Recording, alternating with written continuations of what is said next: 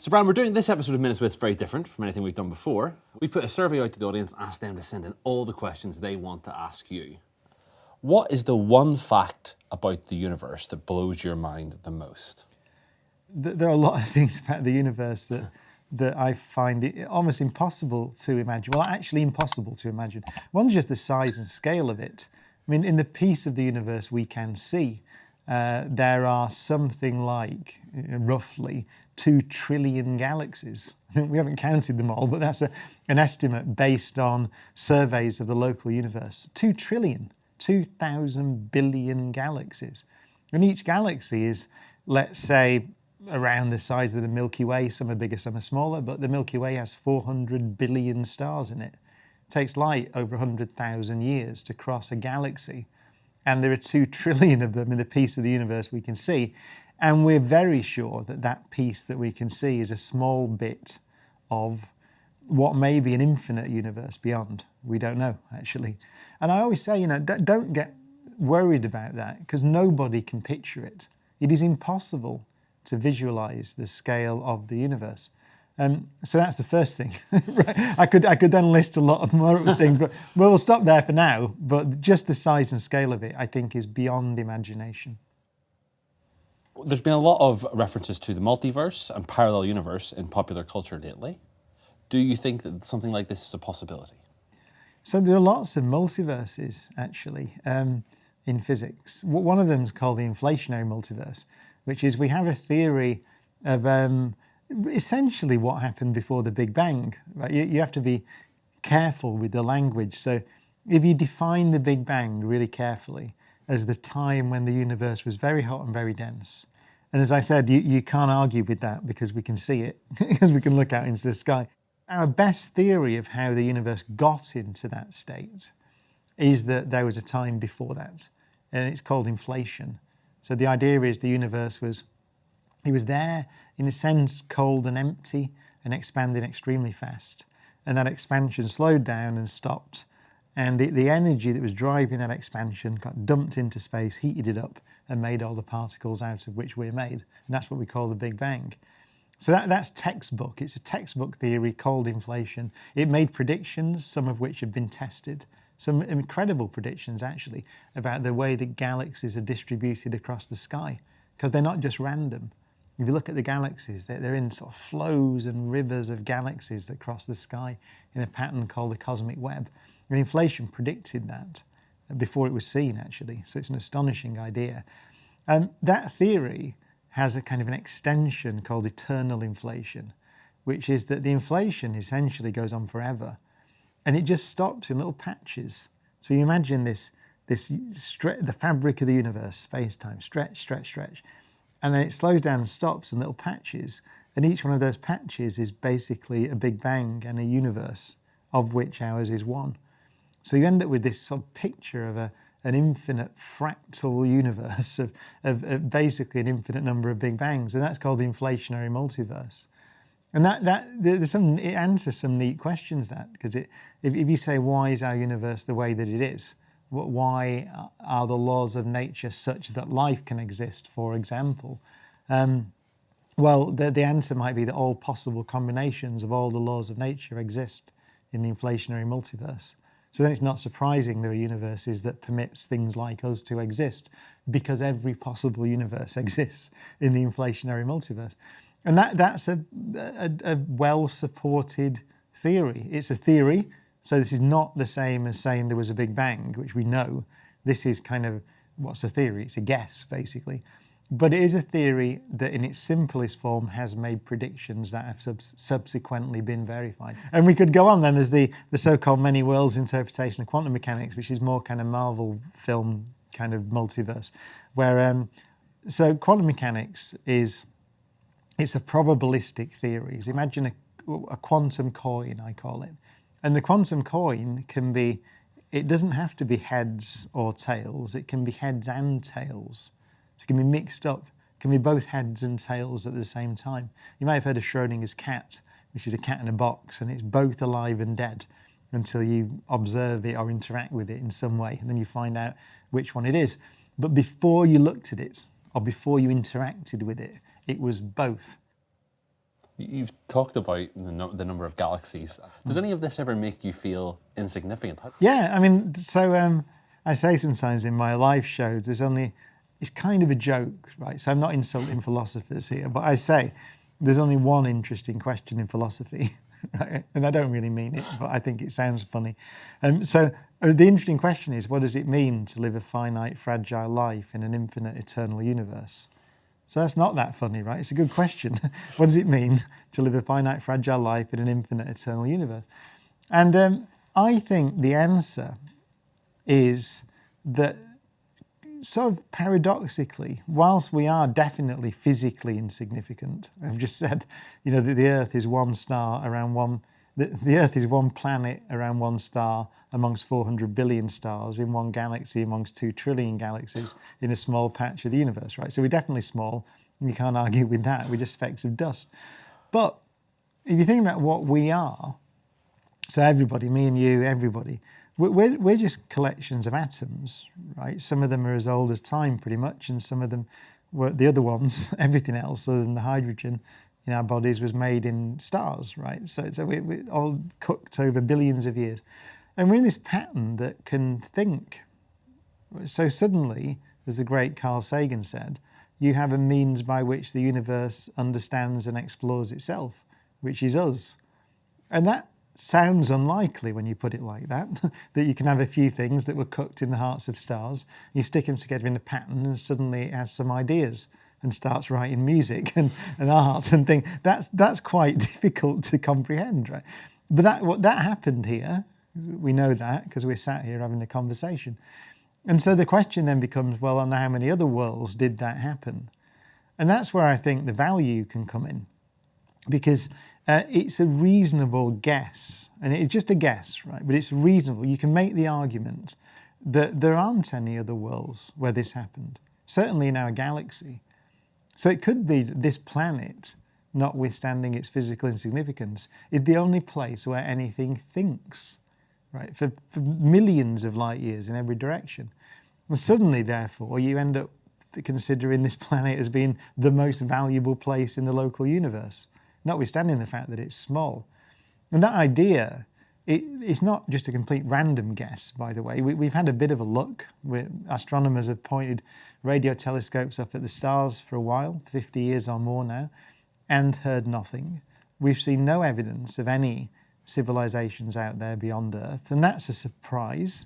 There's a reasonably plausible explanation for that, which is biology, which is that if you look at the history of life on Earth, then you see that life began pretty much as soon as it could here on Earth. We have evidence there was life 3.8 billion years ago, something like that. And the Earth's 4.5 billion years old. So pretty quick in geological time, you get life. But then if you talk about advanced life, complex life, multicellular life, then there's no evidence at all back beyond a billion years. Actually, really, in the fossil record, 650 million years ago or something, you start seeing the first evidence of complex creatures. So that means that on this planet, it took over 3 billion years to go from single cell life to anything more complex than a single cell. And then another 500 million years or so to go from the multicellular things to a civilization. So it's 3.5 to 4 billion years. It's a third of the age of the universe. That is a really long time. If you say, that's an unbroken chain of life on a little piece of rock in a violent universe, and that chain was not cut for 4 billion years in order to get us. And that might be a big ask, right? We live in a really violent universe. You look at the Milky Way and you look at that arc of stars across the sky, 400 billion suns. All there will be up there at best is slime. It's just slime. Nothing, right? And I think that's a reasonable guess. That's where I start from. I mean, I wouldn't be surprised if that's wrong. Then you go, okay, good, well, fine. But at the moment, it looks like there isn't anything else other than slime. We haven't even discovered slime, by the way, yet. We're still in the position where we've not seen anything, not even a single cell on Mars or the moons of Jupiter or somewhere like that. So at the moment, we are alone, as far as we can tell.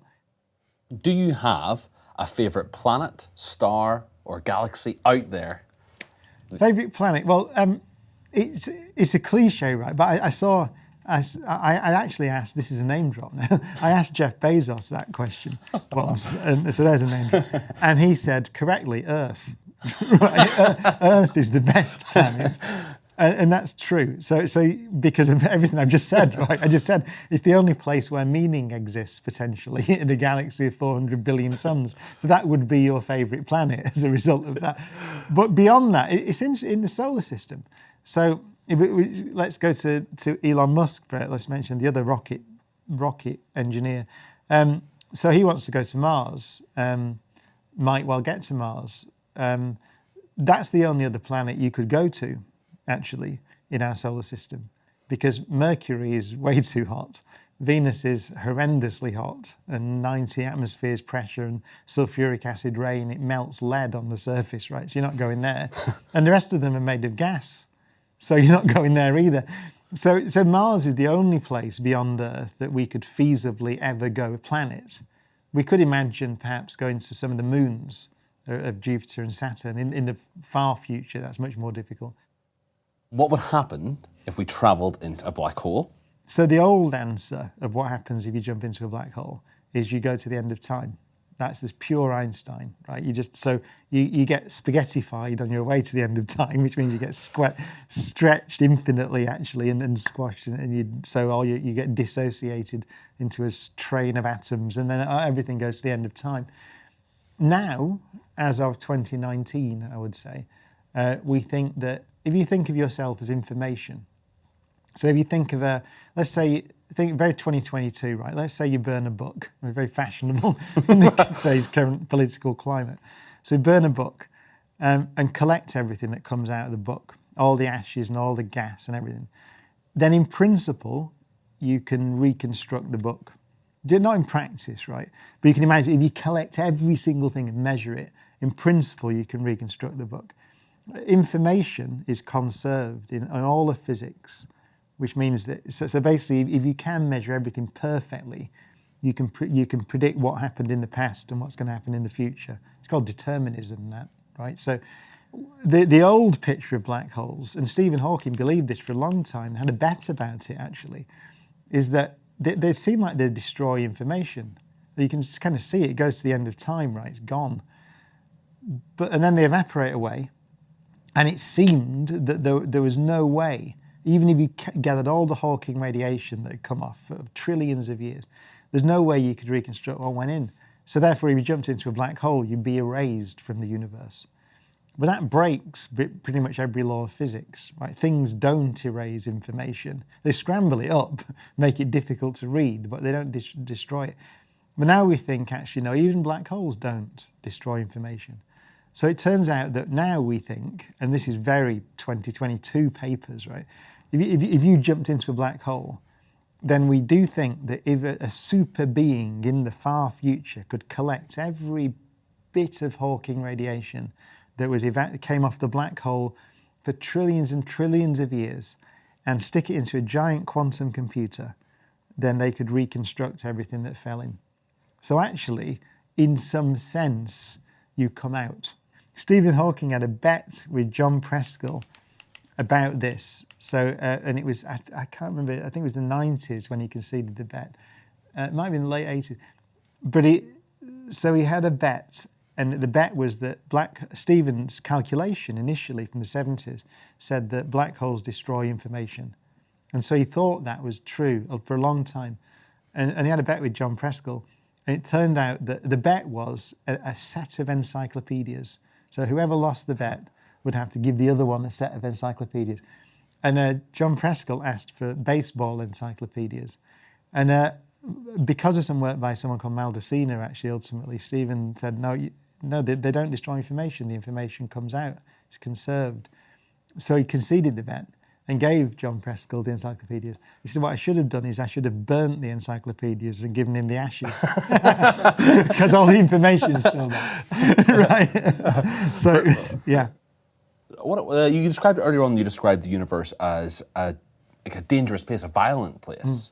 What is the most likely way that the world could end? Well, so the way that the Earth will end ultimately is as a cinder, right? Because what's going to happen is that the sun, in about, well, starting in a few billion years' time actually, but it's going to start growing. It'll grow as it gets older, and it'll swell up. It probably won't engulf the Earth, but it'll get close. The Earth will probably drift out because the sun will lose some mass. So but it'll toast it basically. So the Earth will end up toasted as a cinder, probably still orbiting the remains of the sun, which will be what's called a white dwarf star, which is just something that basically fades away. So that's what's going to happen in about 5 billion years. I'm laughing because it's, well, that's what's going to happen. That's how our world ends as a crisp, basically a cinder. If you mean by the end of the world, you mean the end of civilization, then long before that we'll have had to escape, because it will become the conditions on the planet will not support complex life like us. It'll be too hot. But the possibility is we discussed we could destroy ourselves, which is it would be, given that it's quite possible that there is nowhere else in a galaxy, then, as we said before, that would be a really silly thing to do. So I think it's more likely we might not have to wait for the sun to do it, because we might do it through our own stupidity. And then, can you talk a little bit about the dirt that's been for an asteroid protection? What is that mechanism? Well, yeah. So it sounds like science fiction, doesn't it? You say, well, we've all seen Hollywood films where asteroids come and don't look up, right? Brilliant film, I think, where an asteroid comes and we don't even believe it. So you see it and people don't even believe that things coming. That's real, right? We know that the dinosaurs, other than the birds, were wiped out by a big asteroid impact 65 million years ago. We know that. So occasionally big pieces of rock hit the Earth, and occasionally those big pieces of rock are big enough to cause mass devastation that easily take out a city, pretty easily take out a country, sometimes take out, like the one that took out the dinosaurs, take out pretty much every big living thing on the planet. That's happened before, and it will happen again. Now, the big planet killer, so-called planet killer asteroids, are very rare. I can't remember off the top of my head. It's something like 1 every 100 million years or so, roughly, you'd imagine. And we had one about 60 odd million years ago, right? But the little ones that can take cities out, there was one in Siberia in, I think it's 1908, I might be slightly wrong, but roughly the first bit of the 20th century, that exploded in an airburst over Siberia and flattened an awful lot of forest. And if that had happened over a city, it would have flattened an awful lot of city. So these things happen. What we do now is we look for them quite sensibly.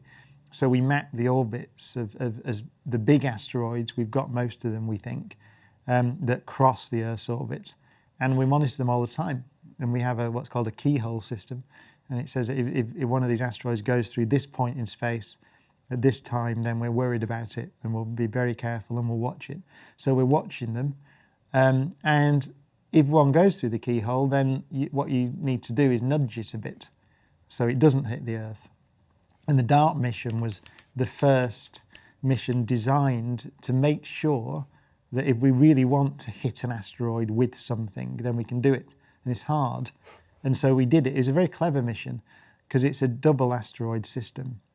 So the little one, that one of them was hit, so there's two of them going around each other, and we hit one of them, and that means that you can measure the orbit afterwards of these two things orbiting around each other to see how much we deflected it.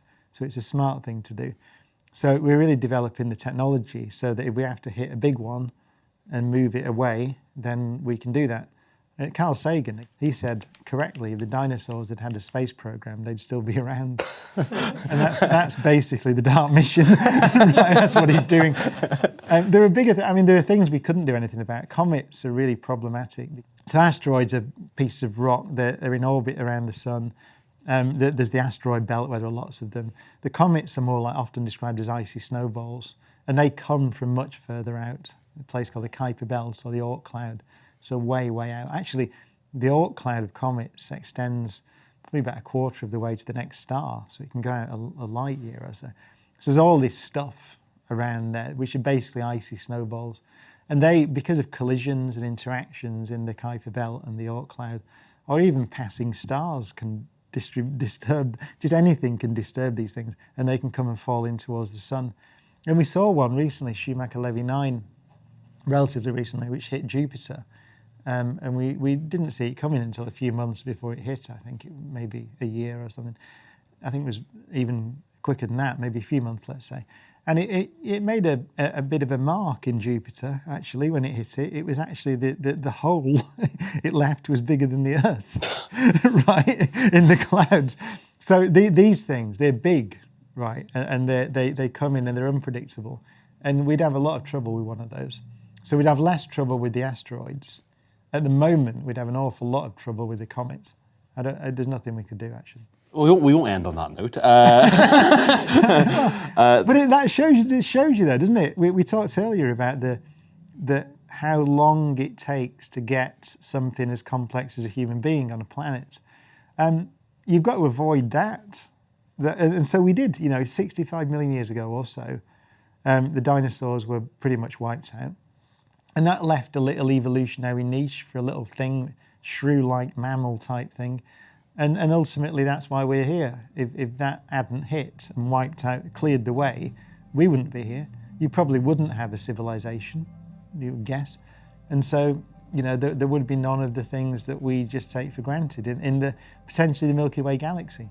So if we're the only civilization in the galaxy, then I think it's pretty likely that if that comet hadn't hit 65 million years ago and wiped out dinosaurs, there wouldn't be any civilizations in the galaxy. So nothing would know anything. So none of this knowledge would exist. So that just shows you how precarious the position of civilization and life is.